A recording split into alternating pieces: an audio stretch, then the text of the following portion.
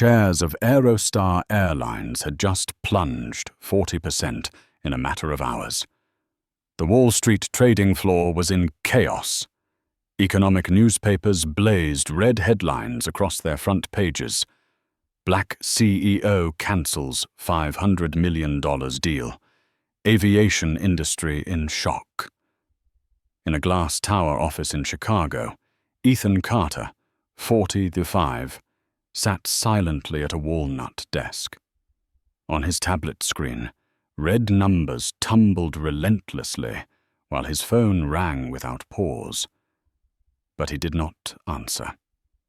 The decision had already been made. This time, justice carried a price tag of $500 million. No one in that moment thought a single seat, just one place on an airplane, could erase $500 million from a global airline.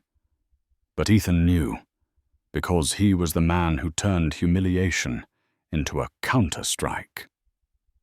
Ethan Carter was not born into privilege. He grew up on Detroit's East Side, where ambulance sirens blended with gunshots in the night. When he was only 4 years old, his father was shot dead in a corner store robbery. His young mother, Marilyn Carter, held the family together with 3 jobs: hospital cafeteria worker in the mornings, elementary school secretary in the afternoons, and office cleaner on weekends. Her hands were always rough, her eyes bloodshot from lack of sleep. Yet every evening she sat down with her son, checking each math problem. They may look down on you at first sight, but they will have to respect your mind and your work, as long as you never sell your dignity. Those words became the backbone of Ethan's life. A memory burned like a scar. At age 11, Ethan saved money from delivering newspapers to buy a calculator. The store owner, a narrow-eyed man full of suspicion, followed him around the aisles. When Ethan left with his receipt, the man grabbed him, searched his backpack, and accused him of theft. Under the stares of a gawking crowd, the boy's hands shook as he showed the receipt. No apology came, only cold silence. That night, Marilyn held her son tight. "Remember this feeling," she whispered. "One day, the same people who looked down on you will need you." 20 years later, her prophecy came true. Ethan won a full scholarship to Stanford, graduating at the top of his computer science class. But the suspicious eyes never left him. A professor glanced at his grades and asked, "Did you do this work yourself?" Classmates formed study groups and forgot to invite the only black student. Each time Ethan excelled, the silence weighed heavier than applause. When job hunting, his flawless resume was brushed aside with a vague phrase, "Not a cultural fit." Door after door closed, and Ethan realized that if he wanted to enter, he would have to build his own. He launched his startup in a cramped apartment with nothing but an old wooden desk and a second hand computer. By day, he called clients. By night, he coded until his fingertips bled. His breakthrough came when Central Trust Bank was hacked, thousands of customer accounts exposed. The giants of cybersecurity named prices that soared sky high. But Ethan called the CTO directly. "I'll fix it in half the time, at half the cost. Give me one chance." They did. And Ethan not only patched the hole, he locked down the entire system. From then on, the name Carter Global Security spread like wildfire across the industry. 15 years later, the company was worth $4.5 billion, with offices stretching from New York to London. Ethan had become a self-made billionaire. Yet through the glow of success, he kept one habit: wearing a sharp suit every time he stepped outside. not to boast, but to shield himself in a world always ready to doubt him. On his desk, among contracts worth millions, he kept a single photograph of his grandfather, Samuel Carter, in World War II uniform. The man who fought for his country, only to return and be refused service at a diner. Every time Ethan looked at the picture, he remembered, dignity is never negotiable. And now, before boarding a flight to Atlanta, Ethan had no idea that a single seat would test that philosophy one last time. A first-class seat, where he had absolute right. But because of his skin, they would try to strip it from him. And they had no idea the man they sought to humiliate was the very one holding in his hands the $500 million contract their airline was desperately begging for. Detroit in the 1980s was no place for the faint of heart. At night, the wail of police sirens sliced through the air, blending with the stray gunshots echoing from street corners. Inside a crumbling house that barely kept out the rain, young Ethan Carter learned to live with darkness and fear. His father, a grocery clerk, collapsed in a pool of blood when Ethan was just 4 years old. The news came fast and cold, ripping away his fragile childhood. From then on, Ethan's world was reduced to his mother and the hollow absence left behind. Marilyn Carter became the sole pillar of the family. That small woman carried 3 jobs on her shoulders, serving in a hospital cafeteria at dawn, typing in an elementary school office in the afternoons, and scrubbing the floors of a law firm at night. Her hands were calloused, her nails forever stained with bleach. But no matter how exhausted she was, she always sat beside her son at night, her eyes heavy, but her voice steady. You can lose many things, Ethan, but no one has the right to take away your mind or your dignity. One winter night, that lesson carved itself into him like a scar that would never fade. At 11 years old, Ethan saved every penny from delivering newspapers, washing cars, and collecting bottles. He longed for a new calculator to keep up in math. When he entered the store, suspicious eyes tracked his every move. The shopkeeper, a middle-aged man, frowned at him as if he were a petty thief. When Ethan walked out with the box and a receipt in hand, the man's rough hand suddenly clamped around his thin arm. "What's in your bag?" he barked, loud enough for the entire store to freeze.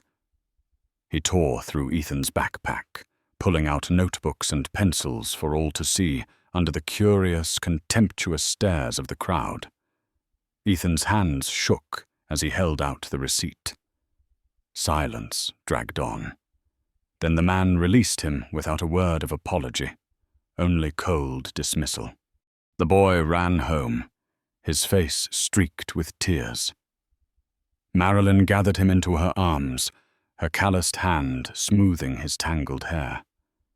"Remember this feeling, my son," she whispered. "One day, those who humiliate you will need you, and when that day comes, you must hold your head high, not with vengeance, but with the value you carry." That feeling followed Ethan through his school years. In class, white classmates mocked him for wearing old shirts. Some teachers forgot to call his name when dividing groups. Ethan answered with perfect grades. He quietly turned every slight into fuel. In the tiny bedroom, he labored over every math problem under the flicker of a lamp that threatened to die. Each night, when his mother returned late and weary, Ethan ran to the door with a paper marked A+, desperate to see her smile. For him, that smile was more precious than any award. One day, etched itself into his memory forever. The State Math Award. When the name Ethan Carter rang out, the entire hall turned, eyes heavy with doubt, as if the organizers had made a mistake. A teacher leaned to another and whispered, "That boy must have had help." Ethan heard every word, but he walked to the stage with straight shoulders and bright eyes. He did not need applause. He needed the truth. And the truth was that he had earned it. Through his teenage years, every step carried the weight of his mother's words. Ethan learned not just mathematics, but how to endure silence, how to swallow humiliation, how to keep pride from twisting into blind rage. Marilyn often told him, "Dignity is not something others give you. It is something you build yourself, brick by brick." Ethan remembered every word, carved them deep inside. Few in the neighborhood believed the skinny black boy would ever leave Detroit.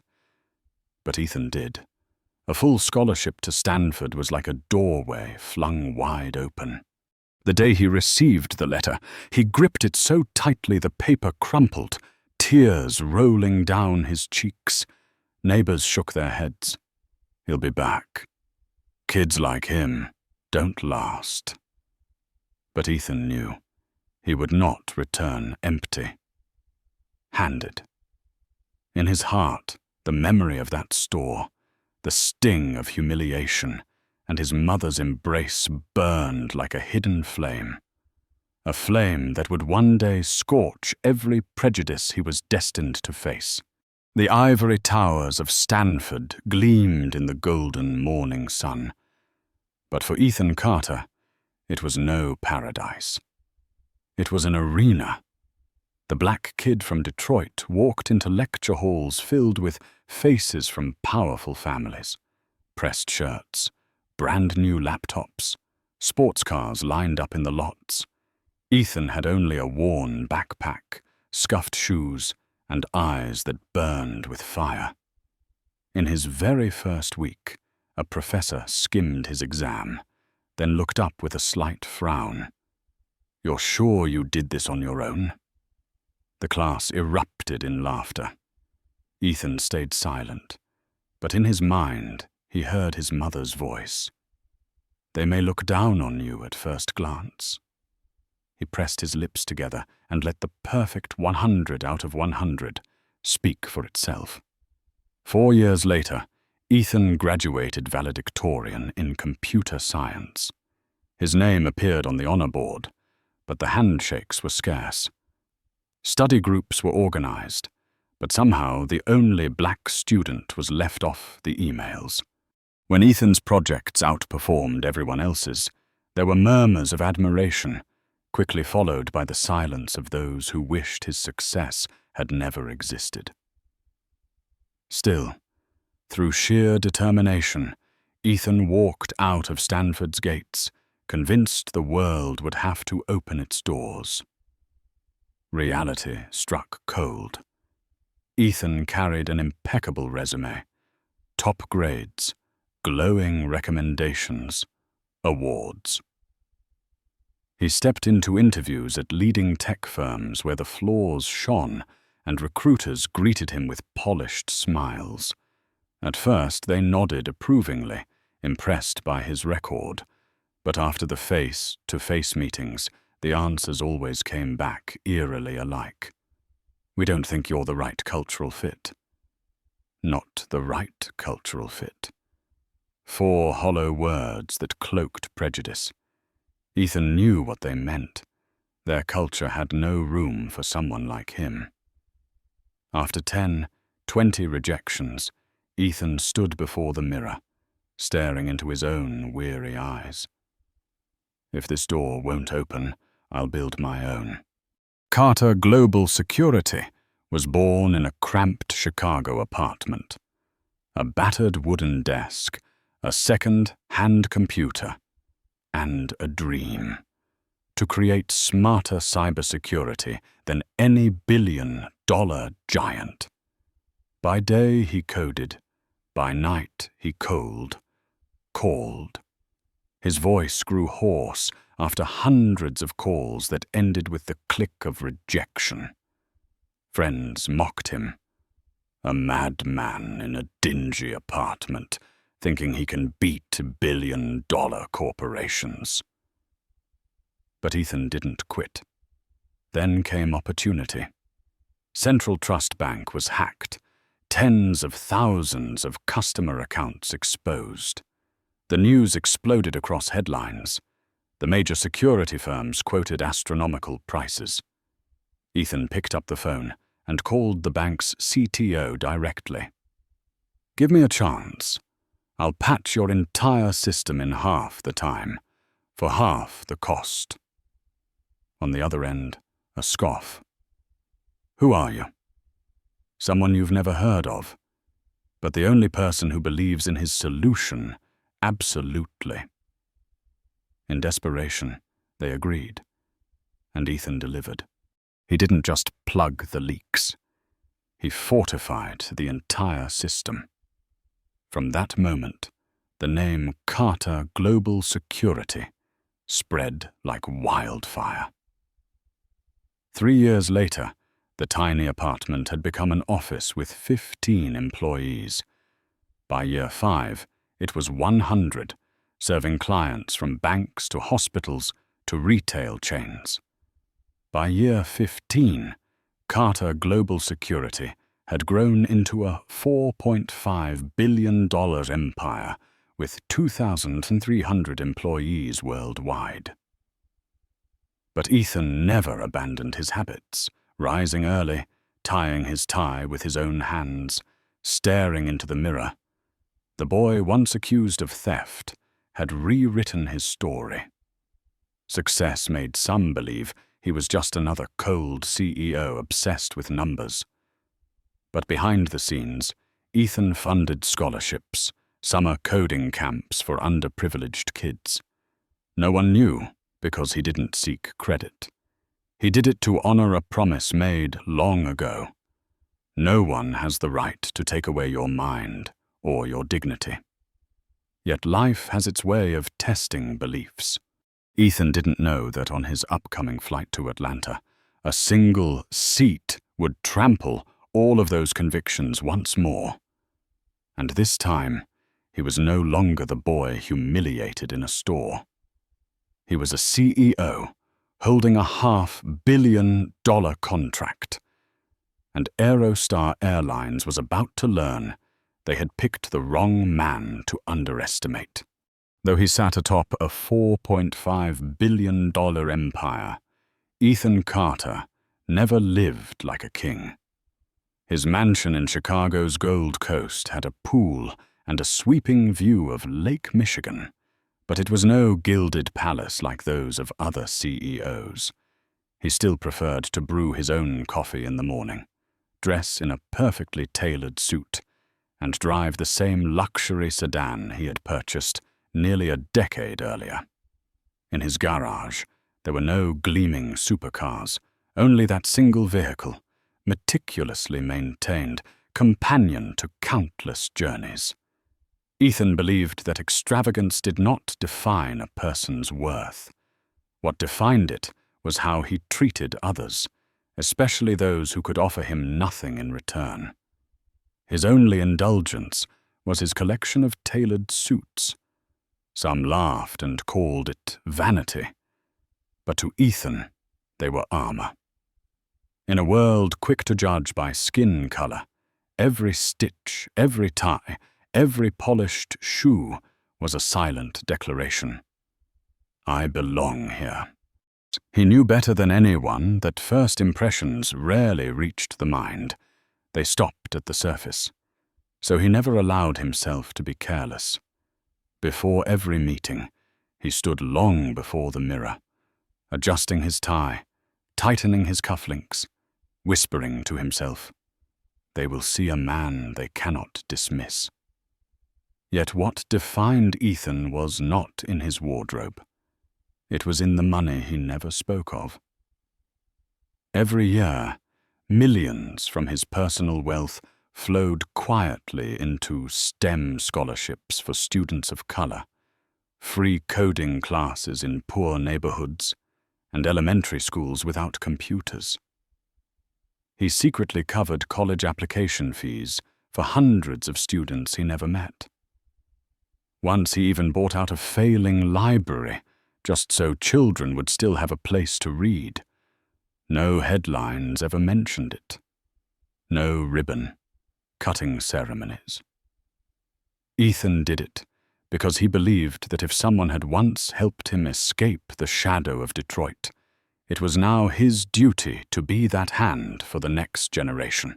In the tech world, Ethan was known as the man of silence. He rarely gave interviews, never graced magazine covers, and showed little interest in glamorous conferences. While other CEOs fought for the spotlight, Ethan chose to step back, letting his work and numbers speak for him. He knew that words about the pain of racism seldom changed minds. But a black man leading a multi-billion-dollar cybersecurity company, signing contracts with the world's biggest banks, that was the sharpest rebuttal of all. On Ethan's desk sat one object he never moved, a photograph of his grandfather, Samuel Carter, in his World War II uniform, medals gleaming on his chest, his eyes burning with pride. That man had fought for his country, only to return and be denied the right to enter a restaurant. In the photo, Samuel stood tall, chin lifted, as if staring through the invisible barriers of history. Every morning, as Ethan walked into his office, that gaze met his. And in that fleeting moment, he felt as though it whispered, "We have come this far, my son, but the journey is not over." That was the Carter legacy. Dignity in silence, pride even when trampled. Ethan had carried that legacy to the summit of the tech world, but he did not know that fate was preparing to test it once again. A flight to Atlanta, seemingly just a step in a $500 million deal. A first-class seat, seemingly just a customer's privilege. But when Aerostar Airlines dared to place prejudice above contract, they chose the wrong man to humiliate. And within hours, the world would witness. Sometimes, a single seat can bring an entire empire to its knees. March in Chicago was still sharp with cold, the wind from Lake Michigan whistling past the glass towers. In the 42nd floor office of Carter Global Security, Ethan Carter stood by the window, eyes fixed on the rushing stream of cars below. On his desk lay a stack of documents marked with bright yellow tabs, the draft of a $500 million contract with the Department of Defense. If signed, it would be a turning point. Carter Global would no longer just be the gatekeeper for banks and retail chains. It would become a pillar of national cybersecurity. A contract that would cement the company among the untouchable giants. But Ethan knew well, skill alone was not enough. To step into the world of government contracts, he needed access to back doors, to networks that had excluded him all his life. That door had a name: Charles Whitmore, the CEO of Aerostar Airlines, a white man in his 60s, silver hair perfectly combed, a polished smile that had graced countless magazine covers. Aerostar was not just a massive commercial airline. They were one of the Pentagon's closest partners, moving personnel, equipment, and embedded in military projects across the globe. Ethan had met Charles just last week in New York. At first, he expected little more than polite small talk, but Charles, surprisingly, seemed genuinely interested. They spoke about vulnerabilities in aviation systems, about mysterious hacks that had crippled thousands of flights. Charles nodded thoughtfully, his eyes brightening as Ethan laid out solutions. Before parting, Charles shook his hand firmly, lowering his voice as if extending an opportunity. You remind me of myself 30 years ago. Sharp, hungry. Let this trip to Atlanta be the beginning of something big. Ethan had walked out of that meeting with a flicker of hope that perhaps those cold walls were finally cracking open. That morning at 5:30, the alarm buzzed softly. Ethan rose at once. He chose a charcoal Italian wool suit, pressed to perfection, paired with a deep blue tie and matching pocket square. Silver cufflinks, his mother's gift on the day the company went public, glinted under the bedroom light. On his wrist, a Swiss watch, simple yet precise. Every detail carefully chosen. For Ethan, clothing was never just fabric. It was a declaration. In a world that so often judged him first by his skin, at the very least, they could not deny the presence of a leader. At 6:30, his driver Anthony pulled up. In the car, Ethan opened his laptop and reviewed the Atlanta presentation. Clean slides, crisp graphs. He added a few notes, then sent a follow-up email to Charles Whitmore, thanking him for their meeting in New York and promising, I look forward to continuing our conversation upon my return. At 7:45, Ethan arrived at O'Hare Airport. At the first-class counter, staff smiled warmly and processed him quickly. But minutes later, the familiar wall reappeared. At the security gate, a middle-aged TSA officer waved through 3 white businessmen with barely a glance, then stopped Ethan. Random additional screening. Hands up, please. Random. Ethan had heard that word far too many times. He did not react, did not frown. He quietly lifted his arms, let the scanner sweep over every fold of fabric, watched his bag torn apart piece by piece. Behind him, a young couple whispered, Not surprising. Ethan heard it all, yet his gaze stayed calm. When he entered Aerostar's first-class lounge, the air felt colder than the air conditioning. Eyes flicked toward him, then away. A man adjusted his tie as Ethan passed. A woman clutched her purse tighter. He chose a quiet corner, ordered mineral water, opened his laptop, and went back to work. The announcement came. First, class passengers on the flight to Atlanta, please proceed to boarding. Ethan closed the laptop and stood.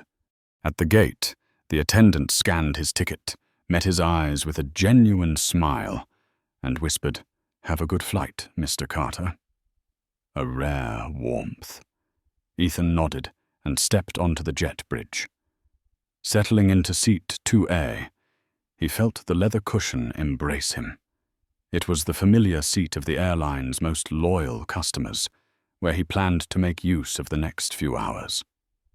He stowed his bag neatly, arranged his papers, and took a sip of water. In that fleeting moment, he had no idea. Within minutes, this very seat would become the eye of a storm of humiliation, injustice, and then the force that would bring down Aerostar. The Boeing 787 glowed with soft lights, the luxury of first class wrapped in a false calm. Ethan Carter settled into seat 2A, slid his briefcase beneath the seat in front of him, opened a folder of documents, and drew a deep breath. This was the seat he had paid for, a place to work in Sulans, to prepare for a $500 million deal. But the calm lasted only moments before it was torn apart. A white man in his 50s, broad-shouldered, wearing an expensive but rumpled suit, strode into the cabin.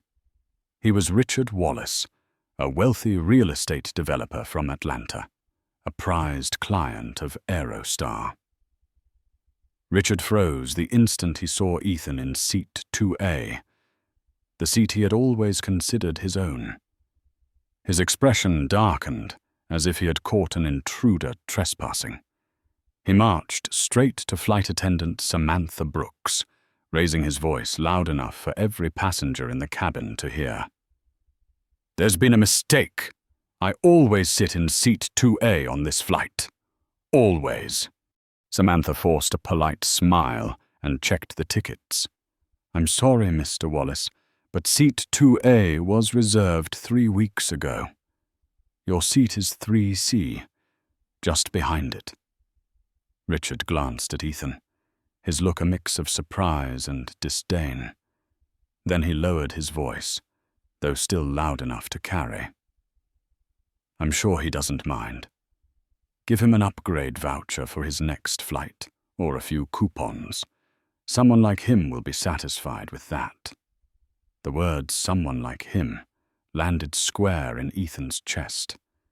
He stayed silent, eyes fixed on his documents, but his hand clenched until his knuckles went white. Samantha hesitated, then called over the purser, Alan Pierce. Tall and thin, with salt and pepper hair and a world-weary face, Alan listened to Richard's complaint, then turned to Ethan. His tone was soft but edged with insinuation. "Sir, we'd like to invite you to move to business class. Spacious, comfortable, and we'll provide an upgrade voucher for your next trip." Ethan looked up, his eyes steady, his voice calm but resolute. "I purchased this seat. This is 2A on my ticket. I have work that requires privacy. I will remain here." Alan frowned slightly, then lowered his voice, though Ethan heard every word. "Perhaps you don't understand. Mr. Wallace is a diamond, tier customer. We always try to prioritize him." Ethan answered evenly, each word clear and deliberate. "I understand. And I also understand that I paid for this seat. There is no valid reason I should be asked to leave it." The air in the cabin thickened. A few passengers glanced over, their expressions caught between curiosity and discomfort. No one spoke up. Richard's patience snapped. His eyes narrowed, his voice hard. "This is ridiculous. Some people need to know their place." The words, heavy with implication, made Ethan's chest tighten. His face remained calm, but inside, old fires flared. Memories of being accused of theft, denied opportunities, judged by the color of his skin. Alan, uneasy with the tension, stepped away and returned moments later with Captain David Harlan. The silver-haired man, his bearing ex-military, entered radiating absolute authority. He did not ask if Ethan had a valid ticket. He did not request to see documents. Instead, his voice came cold, like an order. "I hear you're refusing to cooperate with the crew. This is no longer a request. You will move to business class, or you will be removed from this flight." The cabin fell silent. Ethan looked directly at the captain, his voice steady but unyielding. "I purchased this ticket. This is my seat. There is no safety reason to force me to leave. If you insist, that is discrimination." David Harlan crossed his arms, eyes narrowing. "I have full authority over seating arrangements. Choose business class or off the plane." Every eye in the cabin turned to Ethan. Some passengers looked at him as though he were the problem. Richard stood in the aisle, flushed and triumphant, certain of victory. Ethan drew a deep breath, fury rising but suppressed. He thought of the Atlanta meeting, of the $500 million deal waiting, of the thousands of employees counting on him. To be dragged from the plane would brand him in headlines as the black man who caused a disturbance. The risk was too great. He swallowed the humiliation and gave a small nod. "I'll move." David Harlan nodded faintly, as if satisfied that he had put the difficult passenger in his place. Alan signaled Samantha to escort Ethan out. As Ethan rose and gathered his briefcase, the cabin weighed heavy with silence. Richard sank proudly into seat 2A, without so much as a glance in his direction. Ethan walked down the aisle, head held high, though inside it felt as though a blade cut him with every step. In the front row sat a familiar face, Linda Graves, Aerostar's Vice President of Customer Service, who had once shaken his hand and praised him in New York. She looked up, startled, then quickly turned away, pretending not to recognize him. Ethan kept walking, past the curtain separating first class from business. Behind him, whispers cut like knives. Of course, that seat wasn't meant for him. He sat down in seat 8C, silent. Outside, the engines roared to life. But inside, a vow was forming, cold and sharp. Aerostar would pay dearly for this humiliation. The roar of the engines trembled beneath the aircraft, but for Ethan Carter, the business class cabin felt colder than a Detroit winter. He sat motionless in seat 8C, his hands locked tightly together on his knees, every joint rigid. Just minutes earlier, in front of an entire cabin, a captain had looked at him as if he were expendable. Aerostar had chosen to protect a wealthy white VIP instead of honoring the valid ticket he had purchased. Ethan lifted his gaze, eyes drifting toward the first-class cabin beyond the heavy curtain. Behind that fabric, Richard Wallace was reclining comfortably in seat 2A, the very seat Ethan had paid for, the space meant to be his sanctuary to prepare for a $500 million meeting. Now, all that remained was humiliation. A wave of memory crashed over him. 11-year-old Ethan, trembling as he held out a receipt for a calculator in a corner store, the contempt of strangers burning into him. This time it was not an anonymous shopkeeper, but a captain and an entire airline. History had repeated itself, only the setting had changed. In his head, his mother's voice echoed, "Never sell your dignity." Yet here he was, forced to bow his head, to surrender his seat rather than be dragged off the plane. Had he just betrayed her words? Ethan gripped the armrest hard. His chest swelled, heavy with both fury and calculation. He knew one seat could not defeat him, but one cold decision could destroy Aerostar. From behind the curtain came Richard's booming laughter, each sound a knife twisting deeper. Ethan did not turn. Instead, he pulled out his phone, fingers striking the screen swiftly. A message to Naomi Ellis, Vice President of Strategy. "Urgent. Pull every case of discrimination lawsuits tied to Aerostar. I need files within the hour." No explanation was needed. Naomi would understand. Minutes later, replies poured in. 3 pending lawsuits found. Black passengers denied boarding. Multiple allegations from former employees about harassment and exclusion from promotions. Board of Directors, 100% white. No African American or Asian members. Ethan stared at the screen, every detail stoking the fire inside him. He typed again. Assemble legal team.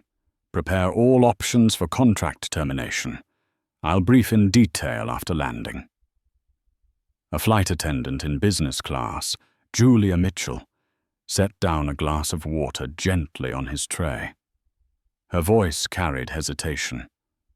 "I'm very sorry about the mix-up earlier." Ethan raised his eyes, sharp as a blade.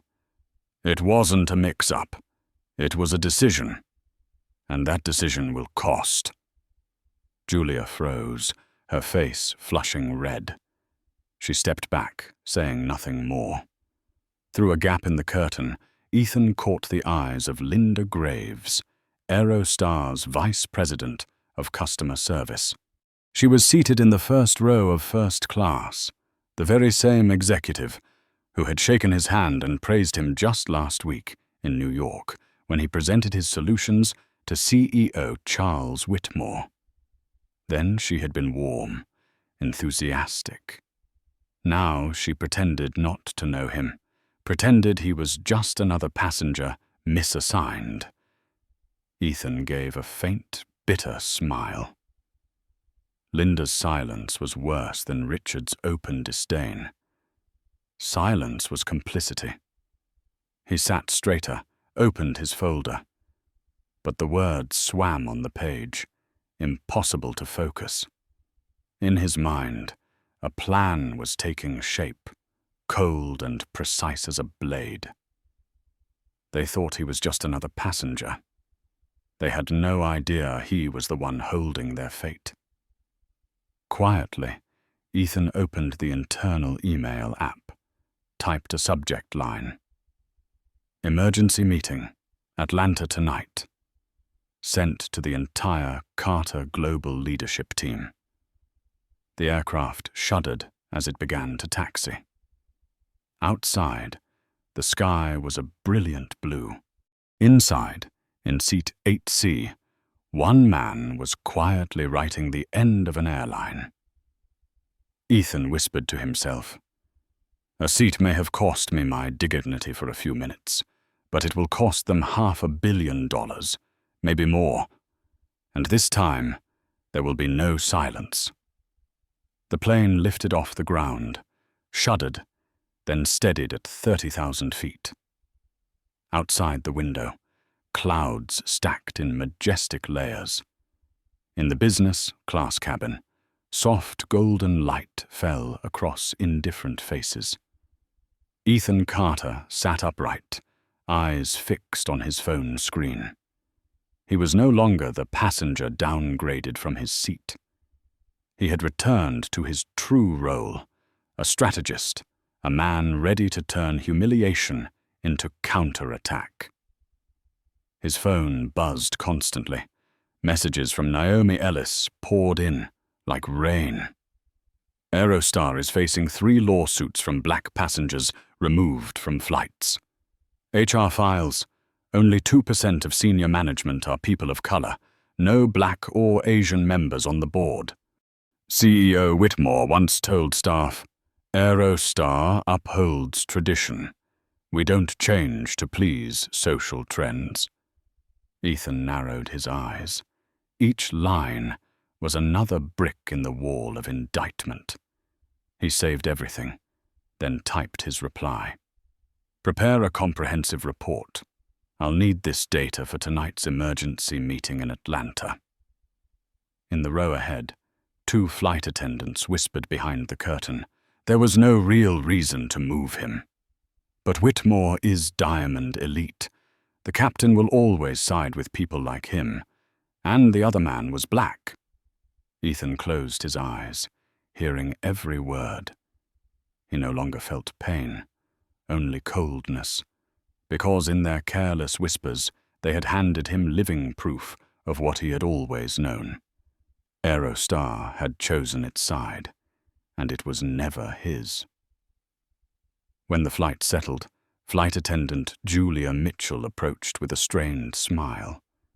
"Mr. Carter, the airline wishes to apologize for the incident. We'd like to offer you an upgrade voucher for your next trip." Ethan looked up, his gaze cutting through her like a blade. A voucher cannot buy back dignity. Tell your superiors this. Next time, the price will be much higher." Julia froze, lowered her head, and backed away without another word.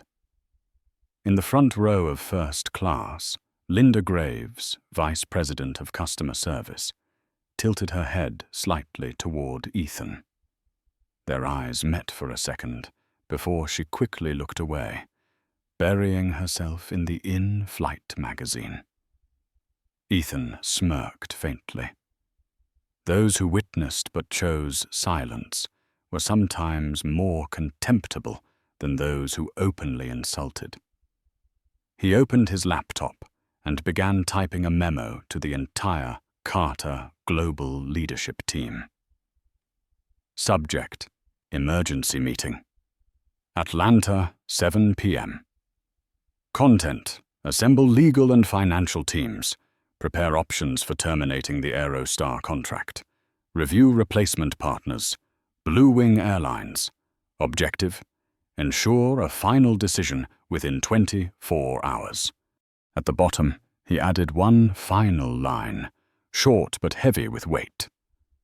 Tonight, we are not only discussing contracts, we are discussing values. The plane trembled slightly, the announcement sounding that dinner service would begin. Ethan did not eat. He sat motionless, eyes distant. In his mind, his mother's voice echoed, "Never sell your dignity." Long ago, young Ethan had no choice but to stay silent and endure humiliation. Tonight, he was the man who could decide whether a global airline would lose $500 million. In that moment, he understood. This was the time to turn his mother's promise into action. The plane landed in Atlanta under the night sky. Beyond the glass, streetlights shimmered like rushing rivers of stars. At baggage claim, his phone buzzed non-stop, a call from the office of CEO Charles Whitmore.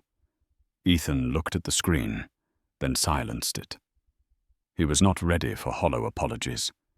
He pulled his suitcase, stepped out of the airport where his driver was waiting.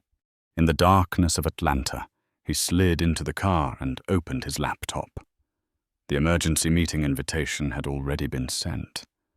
The leadership team was on their way to the Ritz-Carlton. Ethan told himself, "They thought they diminished me by moving my seat. They don't realize that moment will diminish their entire company." The night in Atlanta was damp, raindrops clinging to the windows of the black sedan, speeding toward downtown. Inside, Ethan Carter sat in silence, the glow of his laptop screen hardening the lines of his face. He no longer thought about the flight, no longer felt the sting of humiliation in the seat 8C. Now, all of his focus narrowed to one point: the emergency meeting that would determine the fate of Aerostar Airlines. The car stopped in front of the Ritz-Carlton. The hotel manager came out personally to greet him, his eyes carrying unease as if he knew Ethan had just stepped into the center of a storm. Inside the lobby, 4 of his closest allies were already waiting. Patricia Gomez, Chief Operating Officer, 44, her eyes sharp, the posture of someone who kept the machinery running. Derek Hahn, Chief Financial Officer, 46, clutching a tablet filled with rows of numbers. Naomi Ellis, Vice President of Strategy, 38, tired but razor-focused, hair tied neatly back, laptop always in her hands. Jordan Blake, General Counsel, 50, his serious face set above a thick binder of documents. They gathered around the long table in a private conference room, golden light falling across heavy expressions. Outside the window, Atlanta glittered with lights, but inside, the air was so thick it threatened to break. Ethan spoke first, his voice low, steady, every word deliberate. Tonight, we are not just talking about a contract. We are talking about values. Naomi opened her screen, projecting the report. 3 lawsuits from passengers over racial discrimination, 8 internal lawsuits from employees, appalling diversity figures. An image of CEO Whitmore appeared alongside his controversial remarks. The room grew heavier. Patricia leaned forward, her tone clipped. We have 3 options. 1. Continue with the contract and pretend nothing happened. 2. Sue Aerostar for discrimination. 3. Terminate the deal immediately and move to another partner. Silence hung in the air. Ethan looked at each face, then gestured for Jordan to speak. Jordan opened the binder. Legally, we are not bound yet. We have every right to withdraw. If we sue, we have grounds. But it will be costly and invite counterattacks. If we stay, we gain $500 million, but we swallow humiliation. He paused, his gaze resting on Ethan. The real question is, what do you want this company to be remembered for? Derek, the CFO, spoke in a strained voice. If we terminate, we lose $500 million over 5 years. Blue Wing Airlines is waiting, though their budget is 15% lower. Long term, we can make it up. But shareholders will ask, why throw away such a lucrative deal over a seat on a plane? Naomi's hand struck the table. It's not just a seat. It's a pattern. It's a system. If we go forward, the message to our 2,300 employees will be that profit matters more than dignity. Patricia nodded. And once employees lose faith, we lose more than $500 million. We lose the soul of the company. Ethan rose, walked to the window, and looked down at the glittering city. He saw again the image of the 11-year-old boy, trembling with a receipt in his hand, his mother scrubbing office floors with cracked hands. He saw the seat 2A stripped from him, Richard Wallace lounging smugly, Linda Graves turning away as if she did not know him. He drew a long breath, turned, his eyes blazing. When I built this company, I wrote one principle in the employee handbook. Integrity first. Integrity is not a slogan. It is a foundation. If we bow to money, then everything I built from that tiny apartment 15 years ago means nothing. His voice dropped lower, but it carried more power than ever. We will cancel the contract with Aerostar, and we will do it publicly, clearly, so the world knows. Discrimination has a price. The room was silent for a moment. Then Patricia nodded first, sharp and decisive. I support it. Naomi clenched her fist. This is the moment we rewrite our story. I support it too. Derek stared at his numbers, sighed heavily. Then slowly his eyes hardened with resolve. I'll find a way to make the shareholders understand. I'm with you. Jordan closed the binder with finality, his voice firm. Terminate the deal. I'll draft the documents tonight. Ethan sat back down, exhaling long and deep, but his eyes glowed brighter than ever. The decision was sealed. This was not merely the cancellation of a business deal. This was a declaration. He spoke softly, yet each word struck like steel. Tomorrow, Aerostar will learn one thing. Sometimes, just one stolen seat can bring down an entire empire. The next morning, the sky over Atlanta was clear, golden sunlight pouring down on bustling streets. But inside the Department of Defense headquarters, the atmosphere was tense, as if awaiting a closed-door trial. Officials sat around a long wooden table, thick folders neatly stacked in front of them. At the head of the table, Ethan Carter entered, sharp in a gray suit, his eyes cold as steel. He showed no cracks, though the sting of humiliation from seat 8C still echoed in his chest. Today, he was no longer the downgraded passenger. He was the CEO, holding in his hands the power to sink an entire airline.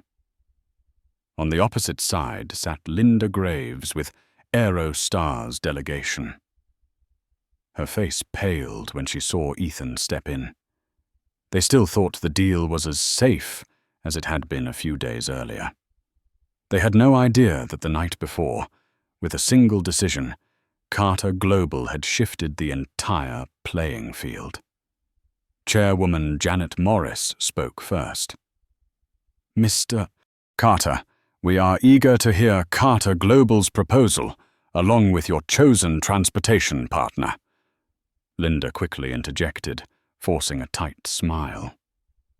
"We at Aerostar Airlines have prepared full documentation for cooperation with Carter Global."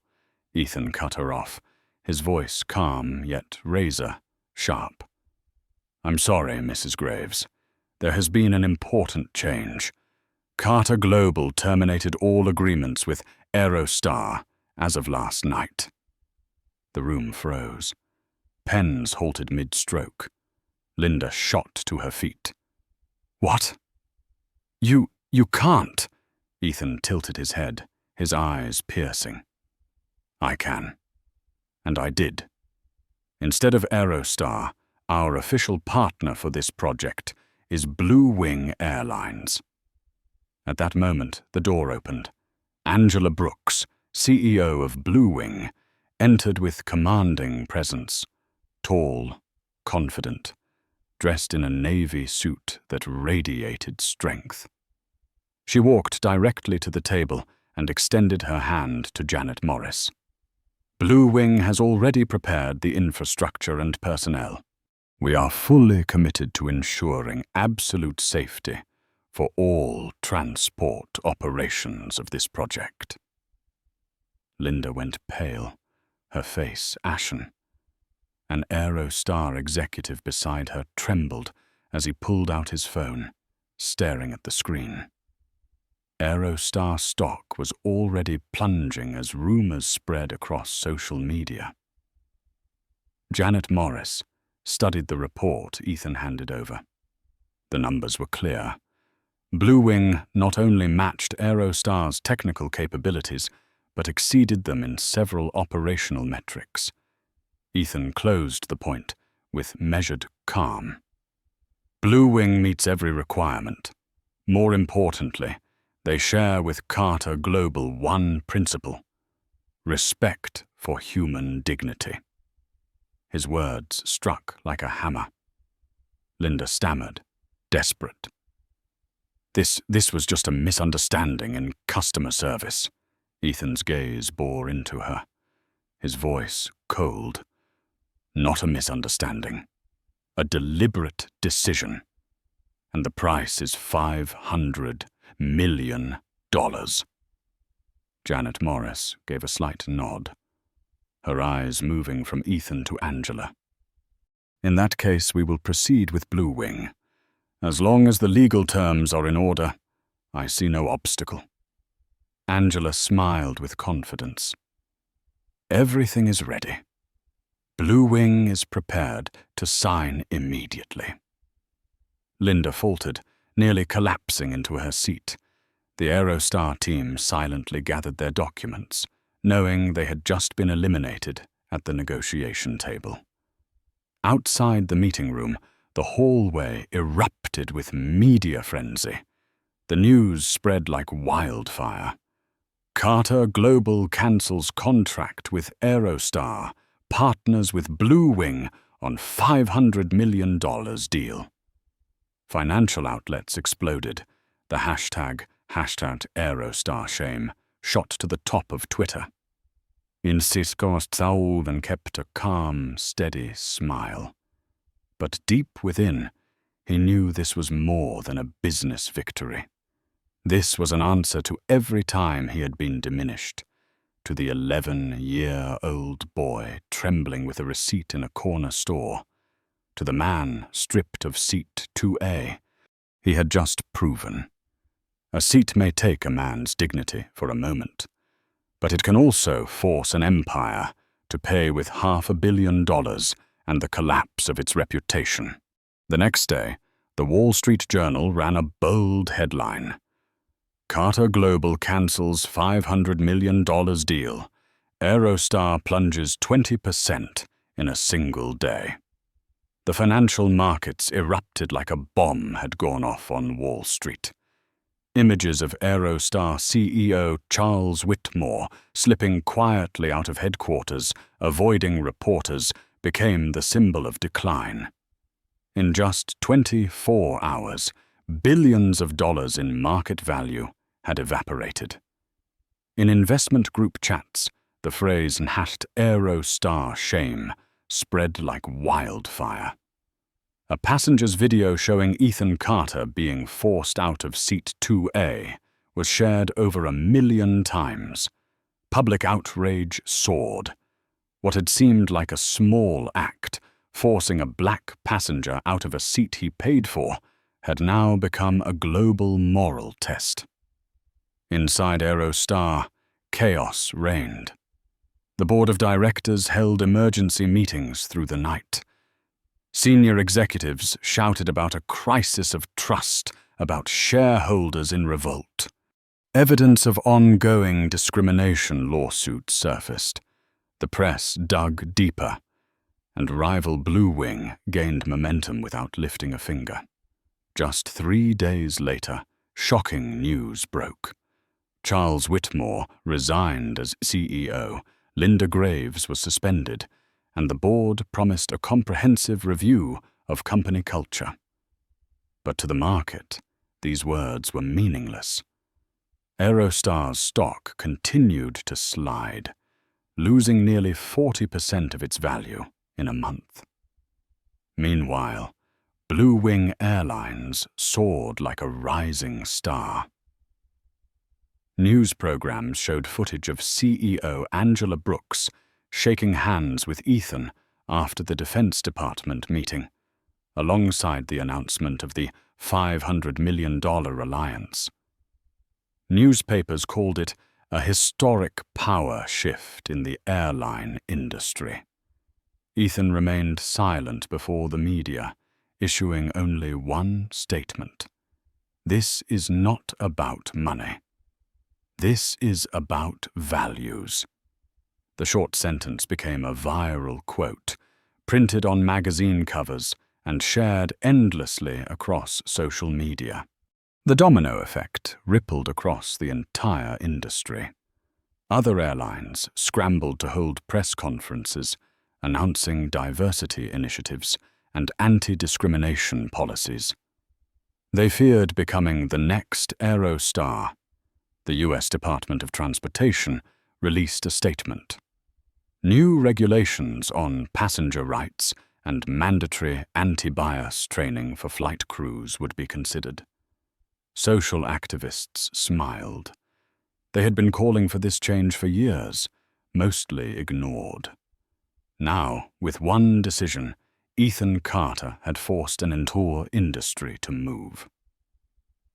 In his Chicago office, Ethan watched quietly from a distance. On his desk still stood the photo of his grandfather in World War II uniform. Outside, Aerostar was collapsing. But to him, this was not revenge. It was a message. Patricia Gomez entered, placing a report in front of him. Aerostar has lost $12 billion in market value this quarter. Major shareholders are pushing to replace the entire leadership team. Naomi Ellis added, Blue Wing just signed 2 more contracts with major corporations, thanks to the alliance with us. The ripple effect is powerful. Ethan nodded slightly. He felt no triumph. He simply exhaled, remembering the moment he rose from seat 2A, head held high. The silence of passengers, Linda Graves turning away, Richard Wallace's smug smile. All of it had become fuel for the fire that consumed Aerostar's empire. In an internal meeting, Ethan looked directly at his team. We are not here for revenge. We are here to create consequences, so that those who come after us will not be forced to endure being diminished because of skin color or background. That is the real victory. The room fell into silence, then erupted in long, resounding applause. That day, a reporter asked him, Do you regret losing the $500 million contract with Aerostar? Ethan answered only with a faint smile. No. I signed a far bigger contract, a contract with my own conscience. 3 months passed. Chicago basked in the summer sun, the glass tower that housed Carter Global Security gleaming against the blue sky. In the top-floor office, Ethan Carter sat at his desk, reviewing the quarterly report. The numbers were clear. Profits had exceeded expectations. Stock had risen 18%. In contrast, Aerostar was still in freefall, its market value cut nearly in half, its board replaced, a new CEO scrambling to put out fires, but failing at every turn.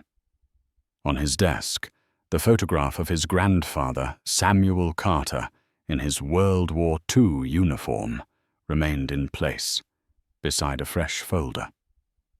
Ethan stared into those stern eyes as if in conversation.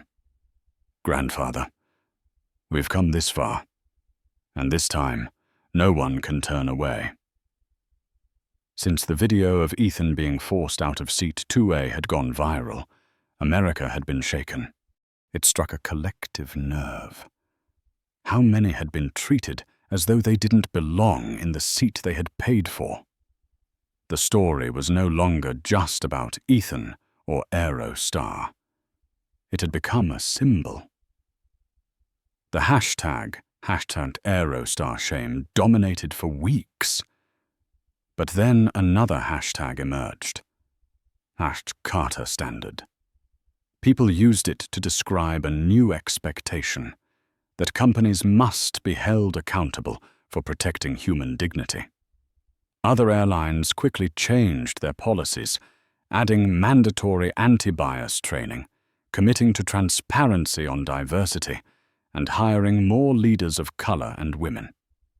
The U.S. Department of Transportation issued new passenger rights regulations, citing Ethan's case as a defining example. At an economic conference, one analyst remarked, "What decades of activism failed to accomplish, Ethan Carter achieved with a single business decision. He turned economic power into a weapon of justice." The audience rose in applause. At Carter Global, employees looked at their CEO with new eyes. They no longer saw only a technology genius, but a man who sacrificed a lucrative deal to keep a promise to himself. A young engineer whispered to a colleague, "If he was willing to lose $500 million for justice, who could doubt the values we are building here?" That pride spread through the company. Productivity soared, and job applications poured in from talented people who wanted to work for a leader with principle. One afternoon, his secretary delivered an envelope. Inside was a handwritten letter from a newly hired Blue Wing flight attendant. "I saw the video of you. I once thought aviation wasn't meant for people like me, but because of you, I dared to apply. Today, I wear the uniform and proudly serve passengers. Thank you for turning dignity into a standard." Ethan folded the letter and smiled. It was not a reward in money, but something far more valuable: legacy. On the day he left Chicago for an international conference, Ethan boarded a Blue Wing flight. In first class, the atmosphere felt different. Flight attendants of many backgrounds, passengers greeting one another with warm smiles. A young black flight attendant approached, eyes shining. "Mr. Carter, I just want to thank you. Because of your story, I believe I belong in this industry." Ethan clasped the young man's hand firmly, his voice low and steady. "We all have a place. Our job is to make sure no one takes it away." The plane lifted off, soaring through the clouds into the wide open sky. Ethan leaned back, gazing toward the horizon. He remembered the rejections, the professor's doubtful eyes, his mother's calloused hands, and the seat 2A that had been stripped from him. And now, he understood. Humiliation can always be turned into power, as long as you are steadfast enough not to stay silent. The lesson echoed: use economic power to force those who discriminate to pay the price. Ethan Carter had proven that justice does not only live in courtrooms, but also in the decisions to reject profit in order to preserve dignity. A seat taken away may wound one person, but it can also force an entire industry to change. The story of Ethan Carter is not just about a first-class seat being taken away. It is a reminder that sometimes the greatest change begins with what seems like something small. One decision to place dignity above profit can force an entire industry to bow and change. From the boy trembling as he held out a receipt in a corner store, Ethan became the man who made $1 billion corporation pay the price for underestimating him. More than that, he turned personal humiliation into an opportunity for millions to be treated more fairly when they take to the skies. Perhaps this is the most powerful message of all. Justice is not always delivered from a courtroom or a legislature. Sometimes justice lies in the choices we make when we are brave enough to say no. If this story resonates with you, hit like, so more people can hear this message. Don't forget to subscribe so you won't miss other journeys of inspiration. And leave a short comment. Dignity first, as a reminder that wherever we are, human worth must never be put up for negotiation.